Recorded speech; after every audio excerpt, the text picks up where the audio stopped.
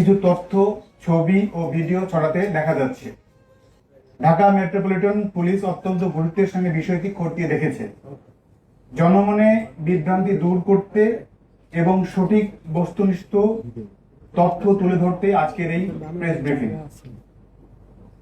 ডিএমপির উত্তরা বিভাগের আওতাধীন তুরাগ থানা এলাকায় এ ধরনের কোনো ধারাবাহিক মৃতদেহ উদ্ধার, হত্যাকাণ্ড কিংবা এ সংক্রান্ত অন্য কোনো ঘটনার সংবাদ পাওয়া যায়নি।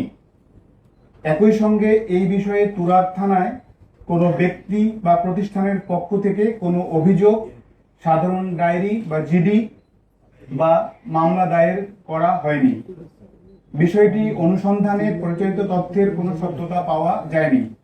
এ বিষয়ে বাংলাদেশ পুলিশের ভেরিফাইড ফেসবুক পেজ থেকেও ইতিমধ্যে একটি আনুষ্ঠানিক বিবৃতি প্রকাশ করা হয়েছে। এদিকে মিরপুর ক্রাইম ডিভিশনের আওতাধীন পল্লবী ও রূপনগর থানার ভৌগোলিক সীমানা পর্যালোচনা করে দেখা গেছে, সামাজিক যোগাযোগ মাধ্যমে প্রচারিত তথ্যের সঙ্গে উক্ত দুই থানার কোনো সংশ্লিষ্টতা নেই।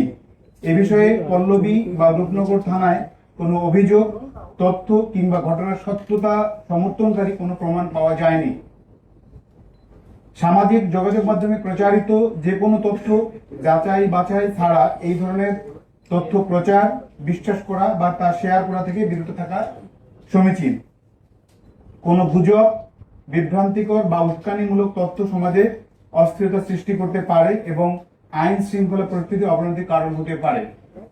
ঢাকা মেট্রোপলিটন পুলিশের পক্ষ থেকে এই ধরনের কর্মকাণ্ড হতে বিরত থাকার জন্য আহ্বান করা হলো।